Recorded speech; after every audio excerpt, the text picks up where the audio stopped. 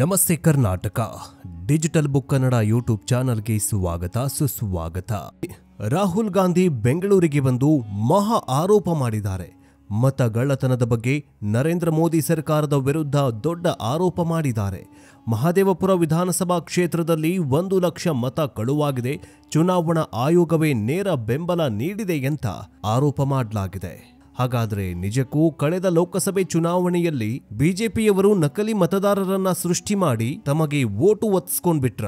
ಇದ್ರ ಬಗ್ಗೆ ಆಯೋಗ ಏನ್ ಹೇಳ್ತಾ ಇದೆ, ರಾಹುಲ್ ಗಾಂಧಿ ಏನ್ ಹೇಳ್ತಿದ್ದಾರೆ, ಬಿಜೆಪಿಯವರು ಏನ್ ಹೇಳ್ತಿದ್ದಾರೆ? ಇಂಥ ಗಂಭೀರ ಆರೋಪ ಮಾಡೋದರ ಹಿಂದಿದೆಯಾ ಬಿಹಾರ ಚುನಾವಣಾ ಟಾರ್ಗೆಟ್? ಬಿಹಾರದ ಚುನಾವಣೆ ಬಿಜೆಪಿಗೆ ಯಾಕಿಷ್ಟೊಂದು ಇಂಪಾರ್ಟೆಂಟ್? ಬಿಹಾರ ಚುನಾವಣೆ ಏನಾದ್ರೂ ಸೋತಿದ್ದೀಯಾದಲ್ಲಿ ಮೋದಿ ರಾಜೀನಾಮೆ ಪಕ್ಕಾನ? ಕಾರಣ ಹೇಳ್ತೀವಿ ಈ ವಿಡಿಯೋವನ್ನ ಶುರು ಮಾಡೋದಕ್ಕಿಂತ ಮುಂಚೆ ಬಿಜೆಪಿ ಸರ್ಕಾರ, ಅದರಲ್ಲೂ ಮೋದಿಯವರು ಲೋಕಸಭೆ ಚುನಾವಣೆಗೂ ಮುಂಚೆ ಅಂದ್ರೆ 2014 ಆಗಿರಬಹುದು, 2019 ಆಗಿರಬಹುದು ಅಥವಾ 2024 ಲೋಕಸಭೆ ಚುನಾವಣೆಗೂ ಮುನ್ನ ಘೋಷಣೆ ಮಾಡಿದಂತಹ ಪ್ರಣಾಳಿಕೆಗಳು ಎಷ್ಟರ ಮಟ್ಟಿಗೆ ಜನರಿಗೆ ಸಿಗ್ತಾ ಇದ್ದಾವೆ? ನಿಮಗೇನಾದ್ರೂ ಕೇಂದ್ರ ಸರ್ಕಾರದಿಂದ ಯೋಜನೆಗಳು ಲಾಭವಾಗಿದೆಯಾ? ಆ ಯೋಜನೆ ಯಾವುದು ಅನ್ನೋದನ್ನ ಕಮೆಂಟ್ ಮೂಲಕ ತಿಳಿಸಿ. ಬನ್ನಿ ವಿಡಿಯೋವನ್ನ ಶುರು ಮಾಡೋಣ. ವಿಶ್ವದಲ್ಲೇ $4 ಟ್ರಿಲಿಯನ್ ಗಳಿಸಿ ಭಾರತ ಆರ್ಥಿಕ ಅಭಿವೃದ್ಧಿಯತ್ತ ಸಾಗ್ತಾಗಿದೆ. ಭಾರತ ವಿಶ್ವದಲ್ಲಿಯೇ ಪ್ರಬಲ ರಾಷ್ಟ್ರವಾಗಿ ಹೆಮ್ಮರವಾಗಿ ಬೆಳೆದು ನಿಂತಿದೆ. ಇದಕ್ಕೆ ಪ್ರಧಾನಿ ನರೇಂದ್ರ ಮೋದಿ ಅವರು ಕಾರಣ ಅಂತ ಬಿಜೆಪಿಯವರು ಹೇಳ್ತಾಗಿದ್ದಾರೆ. ಇನ್ನೊಂದು ಕಡೆ ಅಮೆರಿಕದ ಅಧ್ಯಕ್ಷ ಡೊನಾಲ್ಡ್ ಟ್ರಂಪ್ ಮತ್ತು ಪ್ರಧಾನಿ ನರೇಂದ್ರ ಮೋದಿ ಅವರ ದೋಸ್ತಿ ವಿಶ್ವಕ್ಕೆ ಟೆನ್ಷನ್ ಹೆಚ್ಚಿಸಿತ್ತು. ಇವರಿಬ್ಬರು ಸೇರ್ಕೊಂಡು ಏನ್ ಮಾಡ್ತಾರೆ ಅಂತ. ಅದರಲ್ಲೂ ಈ ಪಾಕಿಸ್ತಾನ, ಬಾಂಗ್ಲಾದೇಶ ಮತ್ತು ಶ್ರೀಲಂಕಾ, ಚೀನಾಗೆ ಟೆನ್ಷನ್ ಶುರುವಾಗಿತ್ತು. ಆದ್ರೆ ಇವರಿಬ್ಬರ ನಡುವೆ ಅಂತಹ ಸ್ನೇಹ ಬಾಂಧವ್ಯ ಏನೂ ಇಲ್ಲ ಅನ್ನೋದು ಇಡೀ ವಿಶ್ವಕ್ಕೆ ಗೊತ್ತಾಗಿ ಹೋಗ್ಬಿಟ್ಟಿದೆ. ಕಾರಣ 50% ಟ್ಯಾರಿಫ್ ಟ್ಯಾಕ್ಸ್ ಹಾಕೋದರ ಮೂಲಕ ಭಾರತದ ವಿರುದ್ಧ, ಮೋದಿ ಸರ್ಕಾರದ ವಿರುದ್ಧ ಟ್ರಂಪ್ ಆರ್ಥಿಕ ಯುದ್ಧ ಸಾರಿದಂತಾಗಿದೆ. ಇದೆಲ್ಲವೂ ವಿಶ್ವದಲ್ಲಿ ಆಗ್ತಾ ಇರುವಂತಹ ಸುದ್ದಿಯಾದ್ರೆ ಭಾರತದ ಒಳಗಡೆ ಏನು ಸುದ್ದಿ ಆಗ್ತಾ ಇದೆ? ಬಿಜೆಪಿ ಸರ್ಕಾರ ಬರುವುದಕ್ಕೆ ಮತಗಳ್ಳತನ ಮಾಡಿದೆ. ಬಿಜೆಪಿ ಕಳೆದ ಲೋಕಸಭೆ ಚುನಾವಣೆಯಲ್ಲಿ ಲಕ್ಷ ನಕಲಿ ಮತದಾರರನ್ನ ಸೃಷ್ಟಿ ಮಾಡ್ಕೊಂಡ್ಬಿಟ್ಟು ತಮಗೆ ವೋಟ್ ಒತ್ಕೊಂಡ್ಬಿಟ್ಟಿದೆ ಎಂದು ವಿಪಕ್ಷ ನಾಯಕ ರಾಹುಲ್ ಗಾಂಧಿ ಆಗ್ರಹ ಮಾಡಿದ್ದಾರೆ. 2024 ಲೋಕಸಭೆ ಚುನಾವಣೆಯಲ್ಲಿ ಬೆಂಗಳೂರಿನ ಸೆಂಟ್ರಲ್ ಕ್ಷೇತ್ರದಲ್ಲಿ ಕಾಂಗ್ರೆಸ್ನಿಂದ ಮನ್ಸೂರ್ ಅಲಿ ಖಾನ್ ಹಾಗೂ ಬಿಜೆಪಿಯಿಂದ ಪಿ ಮೋಹನ್ ಸ್ಪರ್ಧೆ ಮಾಡಿದ್ರು. ಎಣಿಕೆಯಲ್ಲಿ ಅಂತಿಮ ಕ್ಷಣದವರೆಗೂ ಕಾಂಗ್ರೆಸ್ ಅಭ್ಯರ್ಥಿ ಮನ್ಸೂರ್ ಅಲಿ ಖಾನ್ ಮುನ್ನಡೆ ಕಾಯ್ದುಕೊಂಡಿದ್ರೂ ಕೂಡ ಕೊನೆಯ ಸುತ್ತುಗಳಲ್ಲಿ ಬಿಜೆಪಿಯ ಪಿಸಿ ಮೋಹನ್ 32,707 ಮತಗಳ ಅಂತರದಿಂದ ಗೆಲುವು ಸಾಧಿಸಿದ್ದಾರೆ. ಈಗ ಲೋಕಸಭೆಯ ವಿರೋಧ ಪಕ್ಷದ ನಾಯಕ ರಾಹುಲ್ ಗಾಂಧಿ ಇದೇ ಕ್ಷೇತ್ರದಲ್ಲಿ 1,250,000 ಮತಗಳು ಆಗಿರುವ ಬಗ್ಗೆ ದಾಖಲೆಗಳನ್ನ ಬಿಡುಗಡೆ ಮಾಡಿದ್ದಾರೆ. ಒಟ್ಟು 5 ವಿಧದಲ್ಲಿ ಮತಗಳ್ಳತನವಾಗಿರುವುದನ್ನ ತಮ್ಮ ದಾಖಲೆಗಳಲ್ಲಿ ವಿವರಿಸಿದ್ದಾರೆ. ಮಹದೇವಪುರದಲ್ಲಿ ನಡೆದ ಮತಗಳ್ಳತನದಲ್ಲಿ ಕಾಂಗ್ರೆಸ್ ನಡೆಸಿದ ಸಮೀಕ್ಷೆಯಲ್ಲಿ ಹಲವು ಅಕ್ರಮಗಳು ಬಯಲಿಗೆ ಬಂದಿವೆ. 1 ಲಕ್ಷಕ್ಕೂ ಅಧಿಕ ಮತದಾರರಿಂದ ಬಿಜೆಪಿ ಅಭ್ಯರ್ಥಿ ಸುಲಭವಾಗಿ ಜಯಗಳಿಸಿದ್ದಾರೆ. ಹಾಗೆ ನೋಡಿದ್ರೆ ಮಹದೇವಪುರ ಕ್ಷೇತ್ರ ಹೊರತುಪಡಿಸಿ ಬೆಂಗಳೂರು ಸೆಂಟ್ರಲ್ ಲೋಕಸಭಾ ಕ್ಷೇತ್ರದ ಇತರ ವಿಧಾನಸಭಾ ಕ್ಷೇತ್ರಗಳಲ್ಲಿ ಕಾಂಗ್ರೆಸ್ ಅಭ್ಯರ್ಥಿ ಭರ್ಜರಿ ಮುನ್ನಡೆಯಲ್ಲಿದ್ರು. ಕೊನೆ ಸುತ್ತಿನಲ್ಲಿ ಮಹದೇವಪುರ ಕ್ಷೇತ್ರದ ಮತ ಎಣಿಕೆಯಾದ ಬಹುತೇಕ ಮತಗಳು ಬಿಜೆಪಿ ಪಕ್ಷದ ಪಾಲಾದವು. ಈ ಚುನಾವಣೆಯಲ್ಲಿ ಅಂದ್ರೆ ಕಳೆದ ಲೋಕಸಭೆ ಚುನಾವಣೆಯಲ್ಲಿ ಕಾಂಗ್ರೆಸ್ನ ಮನ್ಸೂರ್ ಅಲಿ ಖಾನ್ 6,26,208 ಮತಗಳನ್ನ ಪಡೆದ್ರೆ ಬಿಜೆಪಿಯ ಪಿಸಿ ಮೋಹನ್ 6,58,915 ಮತಗಳನ್ನ ಪಡೆದಿದ್ರು. ಅಧಿಕೃತ ದಾಖಲೆಗಳ ಅಧ್ಯಯನ ಮತ್ತು ಚುನಾವಣಾ ಆಯೋಗದ ವೆಬ್ಸೈಟ್ನ ಮಾಹಿತಿಯನ್ನು ಆಧಾರವಾಗಿಟ್ಕೊಂಡು 1,250,000 ಮತಗಳ ಬಗ್ಗೆ ಗಂಭೀರ ಅಕ್ರಮಗಳ ಪಟ್ಟಿಯನ್ನ ರಾಹುಲ್ ಗಾಂಧಿ ನೀಡಿದ್ದಾರೆ. ಈ ಚುನಾವಣೆಯಲ್ಲಿ 5 ರೀತಿಯಲ್ಲಿ ಅಕ್ರಮ ನಡೀತಾ ಇರೋದನ್ನ ಪತ್ತೆ ಹಚ್ಚಲಾಗಿದೆ. ಮತದಾರರ ಪಟ್ಟಿಗೆ 1,250,000 ಹೆಸರು ಅಕ್ರಮವಾಗಿ ಸೇರಿಸಲಾಗಿದೆ. ಈ ಪೈಕಿ 11,965 ನಕಲಿ ಮತದಾರರನ್ನ ಸೇರಿಸಲಾಗಿದ್ರೆ ಸುಳ್ಳು, ತಪ್ಪಾದ ವಿಳಾಸಗಳಲ್ಲಿ 40,009 ಅಕ್ರಮವಾಗಿ ಹೆಸರು ಸೇರಿಸಿರುವ ಮತದಾರರ ಸಂಖ್ಯೆ 10,452 ಇದ್ರೆ ತಪ್ಪಾದ ಭಾವಚಿತ್ರಗಳಲ್ಲಿ 4,132 ಹಾಗೂ 33,692 ಮಂದಿ ಫಾರ್ಮ್ 6 ಅನ್ನ ದುರ್ಬಳಕೆ ಮಾಡಿಕೊಂಡು ಮತದಾನ ಮಾಡಿದ್ದಾರೆ ಅಂತ ರಾಹುಲ್ ಗಾಂಧಿ ಆರೋಪ ಮಾಡಿದ್ದಾರೆ. ಇಲ್ಲಿ 5 ರೀತಿಯಾಗಿ ಮತಗಳ್ಳತನ ಆಗಿದೆ ಅಂತ ಹೇಳಲಾಗಿದ್ದು ಈಗ ಸಂಚಲನ ಸೃಷ್ಟಿ ಮಾಡಿದೆ ರಾಹುಲ್ ಗಾಂಧಿ ಅವರ ಈ ಒಂದು ಆರೋಪ. ಬಿಜೆಪಿ ಅಷ್ಟೇ ಯಾಕೆ, ಇಡೀ ದೇಶ ಪಪ್ಪು ಅಂತ ಹೀಯಾಳಿಸ್ತಾ ಇದ್ದಂತಹ ಪಪ್ಪು ಈಗ ಬಿಜೆಪಿಗೆ ನೇರ ಸವಾಲು ಎಸೆಯುವ ಹಾಗೆ ಬೆಳೆದು ನಿಂತಿದ್ದಾರಂತ ಕಾಣಿಸ್ತಾಗಿದೆ. ಇಷ್ಟು ದಿನಗಳವರೆಗೆ ವಿಪಕ್ಷ ನಾಯಕ ಯಾರು, ಬಿಜೆಪಿಯವರನ್ನ ಯಾರು ಪ್ರಶ್ನೆ ಮಾಡ್ತಾರೆ ಎನ್ನುವಂತಹ ಕುತೂಹಲ ಇತ್ತು ಇಡೀ ದೇಶಕ್ಕೆ. ಆದರೆ ಈಗ ಬಿಜೆಪಿಯವರು ಕೂಡ ಈ ರಾಹುಲ್ ಗಾಂಧಿ ಅವರ ಆರೋಪಗಳನ್ನ ಸೀರಿಯಸ್ ಆಗಿ ತಗೊಳ್ಳದೇ ಇದ್ದ ಕಾರಣಕ್ಕೆ ಇವತ್ತು ಬಿಜೆಪಿ ಇಂತಹ ಆರೋಪಗಳನ್ನ ಕೇಳಿಸಿಕೊಳ್ಳುವಂತಹ ಪರಿಸ್ಥಿತಿಗೆ ಬಂದು ನಿಂತಿದೆ. ಒಂದು ಕಡೆ ಲೋಕಸಭೆ ಚುನಾವಣೆಯಲ್ಲಿ ಮೋದಿಯವರ ವರ್ಚಸ್ಸು ಕಮ್ಮಿ ಆಗ್ತಾ ಇದೆ. ಯಾಕಂತಂದ್ರೆ 2024ರಲ್ಲಿ ಭರ್ಜರಿ ಫುಲ್ ಫ್ಲೆಡ್ಜ್ ಸೀಟ್ಗಳೇ ಬರದ ಕಾರಣ ಪ್ರಾದೇಶಿಕ ಪಕ್ಷಗಳ ಜೊತೆ ಸೇರ್ಕೊಂಡು ಸರ್ಕಾರ ಏನೋ ಮಾಡಿದ್ದಾರೆ. ಅವತ್ತೇ 2024ಕ್ಕಿಂತ ಮುಂಚೆಗೆ ಮಾಡದಂತಹ ಆರೋಪಗಳಿಗೆ ಬಿಜೆಪಿ ಸರಿಯಾದ ಉತ್ತರ ಕೊಟ್ಟಿದ್ರೆ ರಾಹುಲ್ ಗಾಂಧಿ ಅಥವಾ ಈ ಮಟ್ಟಕ್ಕೆ ಬೆಳೀತಾ ಇರಲಿಲ್ವೇನೋ ಅಂತ ಅನಿಸುತ್ತೆ. ಮುಂದುವರೆದಂತೆ ಅಧಿಕೃತ ದಾಖಲೆಗಳ ಅಧ್ಯಯನ ಮತ್ತು ಚುನಾವಣಾ ಆಯೋಗದ ವೆಬ್ಸೈಟ್ನ ಮಾಹಿತಿಯನ್ನ ಆಧಾರವಾಗಿಟ್ಕೊಂಡು ಒಟ್ಟು 1,250,000 ಮತಗಳ ಬಗ್ಗೆ ಗಂಭೀರ ಅಕ್ರಮ ಪಟ್ಟಿಯನ್ನು ರಾಹುಲ್ ಗಾಂಧಿ ನೀಡಿದ್ದಾರೆ. ಈ ಚುನಾವಣೆಯಲ್ಲಿ 5 ರೀತಿಯಲ್ಲಿ ಅಕ್ರಮ ನಡೆದಿದೆ ಅಂತ ಹೇಳಲಾಗ್ತಾ ಇದೆ. ಇನ್ನು 4 ಬೂತ್ಗಳಲ್ಲಿ ಒಬ್ಬ ವ್ಯಕ್ತಿಯ ಹೆಸರು ಇದೆ ಅಂತ ಹೇಳಲಾಗಿದೆ. ಮಹದೇವಪುರ ಕ್ಷೇತ್ರದ ಬೂತ್ ಸಂಖ್ಯೆ 116, 124, 125 ಮತ್ತು 126ರಲ್ಲಿ ಗುರುಕಿರಣ್ ಸಿಂಗ್ ಡ್ಯಾಂಗ್ ಅನ್ನುವಂತಹ ವ್ಯಕ್ತಿಯ ಹೆಸರು ಕಾಣಿಸಿಕೊಂಡಿದೆ. ಹೀಗಾಗಿ ಇದೇ ಕ್ಷೇತ್ರದಲ್ಲಿರುವ ಮತದಾರರು ಮುಂಬೈ, ಪುಣೆ, ವಾರಣಾಸಿ ಸೇರಿದಂತೆ 3-4 ರಾಜ್ಯಗಳಲ್ಲಿ ಮತದಾನದ ಗುರುತಿನ ಚೀಟಿಯನ್ನು ಹೊಂದಿದ್ದಾರೆ. ಈ ಕ್ಷೇತ್ರದಲ್ಲಿ ಒಟ್ಟು 40,000ಕ್ಕೂ ಅಧಿಕ ನಕಲಿ ಮತದಾರರು ಇದ್ದಾರೆ. ಇವರಲ್ಲಿ ಬಹುತೇಕರಿಗೆ ವಿಳಾಸವೇ ಗೊತ್ತಿಲ್ಲ. ವಿಳಾಸ ಹೊಂದಿದ್ರೂ ವಿಳಾಸದ ಜಾಗದಲ್ಲಿ 00 ಅಥವಾ ಕೆಲವೊಂದಿಷ್ಟು ಸಿಂಬಲ್ಗಳನ್ನು ಹಾಕಿ ಗುರುತು ಮಾಡಿದ್ದಾರೆ, ಅಂದರೆ ನಮೂದಿಸಿದ್ದಾರೆ. ಇಷ್ಟೇ ಅಲ್ಲದೆ ಕೆಲವೊಂದಿಷ್ಟು ವಿಳಾಸಗಳಲ್ಲಿ ಅಸಾಧಾರಣ ಸಂಖ್ಯೆಯಲ್ಲಿ ಮತದಾರರು ನೋಂದಾಯಿತರಾಗಿದ್ದಾರೆ.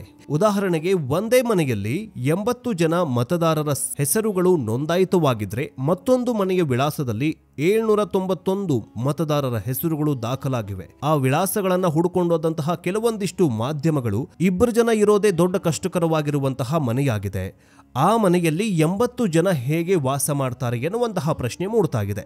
ಇದು ಮಹದೇವಪುರದಲ್ಲಿ ಇರುವಂತಹ ವಿಳಾಸದ ಮನೆಗೆ ಕೆಲವೊಂದಿಷ್ಟು ಮಾಧ್ಯಮದವರು ಹೋಗಿ ರಿಪೋರ್ಟ್ ಮಾಡಿದ್ದಾರೆ.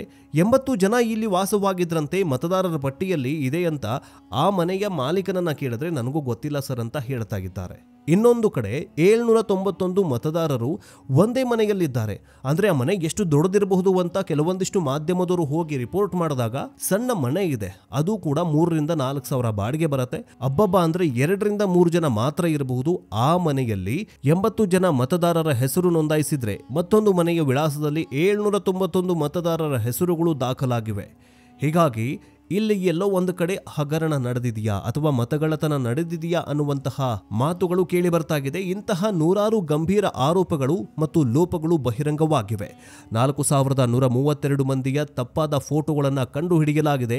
ಈ ಫೋಟೋಗಳಲ್ಲಿ ಬಳಕೆಗೆ ಯೋಗ್ಯವಲ್ಲದ ಅಥವಾ ಸೂಕ್ಷ್ಮ ಗಾತ್ರದ ಫೋಟೋಗಳು ಇವೆ. ಯಾವುದನ್ನ ಕಂಡು ಹಿಡಿಯೋದಕ್ಕೆ ಸಾಧ್ಯವಾಗದ ರೀತಿಯಲ್ಲಿ ಫೋಟೋಗಳನ್ನು ಹಾಕಿ ಮತಗಳನ್ನು ಒತ್ತಿಸಿಕೊಂಡಿದ್ದಾರೆ ಅಂತ ರಾಹುಲ್ ಗಾಂಧಿ ಆರೋಪ ಮಾಡಿದ್ದಾರೆ.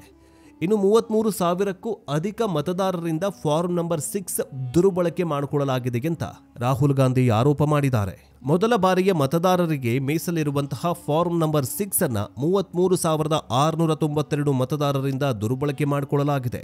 ಮಹದೇವಪುರ ವಿಧಾನಸಭಾ ಕ್ಷೇತ್ರದಲ್ಲಿ 70 ವರ್ಷದ ಶಕೂನ್ ರಾಣಿ ಎಂಬುವರು 2 ತಿಂಗಳಲ್ಲಿ 2 ಬಾರಿ ನೋಂದಣಿಯಾಗಿದ್ದಾರಂತೆ. ಸ್ವಲ್ಪ ಬದಲಾವಣೆಯಾಗಿರುವ ಫೋಟೋ ಹಾಗೂ ಹೆಸರುಗಳನ್ನು ಬಳಸಿಕೊಂಡು ಮತಚೀಟಿ ತಯಾರಿಸಿಕೊಂಡಿದ್ದು ಇದೇ ವ್ಯಕ್ತಿ ಕಳ್ಳತನದಿಂದ 2 ಬಾರಿ ಮತದಾನ ಮಾಡಿದ್ದಾರಂತೆ. ಸಂಜೆ 5 ಗಂಟೆಯ ಬಳಿಕ ಅತಿ ಹೆಚ್ಚು ಮತದಾನವಾಗಿದೆ. ವಿಪಕ್ಷಗಳು ಚುನಾವಣಾ ಆಯೋಗ ಸಂಪರ್ಕಿಸಿದರೆ ಯಾವುದೇ ಪ್ರತಿಕ್ರಿಯೆ ನೀಡಿಲ್ಲ. ಆಯೋಗ ಡಿಜಿಟಲ್ ರೂಪದಲ್ಲಿ ಮತದಾರರ ಪಟ್ಟಿ ನೀಡಲು ನಿರಾಕರಿಸಿದೆ. ರಾಜಕೀಯ ಪಕ್ಷಗಳಿಗೆ ಮತದಾರರ ಪಟ್ಟಿ ನೀಡಲಿಲ್ಲ. ಸಿಸಿಟಿವಿ ದೃಶ್ಯಗಳನ್ನು ಅಳವಡಿಸಲಾಗಿತ್ತು. ಈ ಪಟ್ಟಿಯನ್ನ ಮುದ್ರಿತ ರೂಪದಲ್ಲಿ ನೀಡಲಾಗುತ್ತೆ. ವಿಪಕ್ಷಗಳ ಕೈಗೆ ಎಲೆಕ್ಟ್ರಾನಿಕ್ ಪಟ್ಟಿಯನ್ನ ಕೊಟ್ರೆ ಚುನಾವಣಾ ಆಯೋಗದ ವಂಚನೆ ಪತ್ತೆಯಾಗ್ತಾಗಿತ್ತು. ಆಯೋಗದ ಈ ನಡೆಯು ಹಲವು ಅನುಮಾನಗಳನ್ನ ಹುಟ್ಟುಹಾಕಿದೆ. ಇನ್ನು ಡಿಜಿಟಲ್ ಸೌಲಭ್ಯಗಳನ್ನು ಬಳಸಿಕೊಂಡು ಓದೋದಕ್ಕೆ ಸಾಧ್ಯವಾಗುವಂತಹ ರೀತಿಯಲ್ಲಿ ಮತದಾರರ ಪಟ್ಟಿಯನ್ನ ಕಾಗದದಲ್ಲಿ ಮುದ್ರಣ ರೂಪದಲ್ಲಿ ನೀಡಲಾಗ್ತಾಗಿದೆ. ಈ ಮೂಲಕ ವಿಪಕ್ಷಗಳು ಪಟ್ಟಿ ಪರಿಶೀಲನೆ ನಡೆಸುವುದನ್ನು ತಡೆಯಲು ಯತ್ನಿಸಲಾಗ್ತಾಗಿದೆ. ಇನ್ನು ಮತದಾನ ನಡೆಯುವಂತ ಸಂದರ್ಭದಲ್ಲಿ ಕೆಲವೊಂದಿಷ್ಟು ಸೂಕ್ಷ್ಮ ಮತ್ತು ಅತಿ ಸೂಕ್ಷ್ಮ ಮತದಾನ ಕೇಂದ್ರಗಳಲ್ಲಿ ಸಿಸಿಟಿವಿಗಳನ್ನು ಅಳವಡಿಸಲಾಗುತ್ತೆ. ಅಫ್ಕೋರ್ಸ್ ಮಹದೇವಪುರ ಆಗಿರಬಹುದು. ಈಗ ಮಹದೇವಪುರ ಕ್ಷೇತ್ರದ ಏನು ಹಗರಣ ಹೊರಗಡೆ ಬರ್ತಾಗಿದೆಯಲ್ಲ, ಎಲ್ಲ ಸಿಸಿಟಿವಿ ಫೂಟೇಜ್ಗಳನ್ನು ವಿಪಕ್ಷದ ನಾಯಕ ರಾಹುಲ್ ಗಾಂಧಿ ಕೇಳ್ತಾಗಿದ್ರೆ ಆ ಸಿಸಿಟಿವಿ ಫೂಟೇಜ್ಗಳು ಈಗ ಲಭ್ಯವಿಲ್ಲ ಅಂತ ಚುನಾವಣಾ ಆಯೋಗ ಹೇಳ್ತಾಗಿದೆ. ಸಿಸಿಟಿವಿ ಫೂಟೇಜ್ ಕೊಟ್ಟಿದ್ದೆಯಾದಲ್ಲಿ ಎಲ್ಲವೂ ಕೂಡ ಹೊರಗಡೆ ಬರುತ್ತೆ. ಆದರೆ ಚುನಾವಣಾ ಆಯೋಗ ಈ ಸಿಸಿಟಿವಿ ಫುಟೇಜ್ ಅನ್ನ ಕೊಡೋದಕ್ಕೆ ನಿರಾಕರಿಸಿದೆ, ಅದು ಡಿಲೀಟ್ ಆಗಿ ಹೋಗ್ಬಿಟ್ಟಿದೆ ಅಂತ ಹೇಳಿದ್ದಾರೆ. ಅಲ್ಲ, ಇಂತಹ ದೊಡ್ಡ ಪ್ರಜಾಪ್ರಭುತ್ವ ದೇಶದಲ್ಲಿ ಇಂಥ ಸಿಸಿಟಿವಿ ಫುಟೇಜ್ ಗಳನ್ನ ಒಂದು 2 ರಿಂದ 3 ವರ್ಷ ಅಥವಾ 5 ವರ್ಷ ಇರುವಂತಹ ಸರ್ಕಾರ ಇರುವವರೆಗೂ ಆ ಫುಟೇಜ್ ಗಳನ್ನ ಇಟ್ಟುಕೊಳ್ಳುವಂತಹ ಒಂದು ವ್ಯವಸ್ಥೆಯನ್ನೇ ಮಾಡಲಿಲ್ವಾ? ಅದಕ್ಕೆ ಮೋದಿ ಸರ್ಕಾರ ಒಂದು 10-15 ಕೋಟಿ ಅವರಿಗೆ ಕೊಡಿ ಚುನಾವಣಾ ಆಯೋಗಕ್ಕೆ, ಇನ್ನು ಮುಂದಿನ ಚುನಾವಣೆಗಳಲ್ಲಿ ಆಗುವಂತಹ ಸಿಸಿಟಿವಿ ಫುಟೇಜ್ ರೆಕಾರ್ಡ್ಗಳನ್ನ ಇಟ್ಟುಕೊಳ್ಳೋದಕ್ಕೆ ಒಂದು ದೊಡ್ಡ ಸ್ಟೋರ್ ರೂಮ್ ಆದ್ರೂ ಮಾಡ್ಕೊಳ್ಳಿ. ಇನ್ನು ಇದು ಕರ್ನಾಟಕದ ಕಥೆಯಾದ್ರೆ ಮಹಾರಾಷ್ಟ್ರದಲ್ಲಿಯೂ ಕೂಡ ಇಂತಹದ್ದೇ ಹಗರಣಗಳು ನಡೆದಿವೆ ಅಂತ ಹೇಳಲಾಗ್ತಾ ಇದೆ. ಮಹಾರಾಷ್ಟ್ರದಲ್ಲಿ ವಿಧಾನಸಭೆ ಚುನಾವಣೆಗೆ ಕೆಲವು ತಿಂಗಳು ಬಾಕಿ ಇದೆ ಎನ್ನುವಾಗಲೇ ಲಕ್ಷಾಂತರ ಹೆಸರುಗಳು ಮತದಾರರ ಪಟ್ಟಿಗೆ ಸೇರ್ಪಡೆಯಾಗಿರುವ ಬಗ್ಗೆ ವಿಪಕ್ಷಗಳು ದಾಖಲೆಯನ್ನ ನೀಡಿದ್ವು. ಸೇರ್ಪಡೆಗೊಂಡ 40 ಲಕ್ಷ ಮತದಾರರು ನಿಗೂಢವಾಗಿದ್ರು.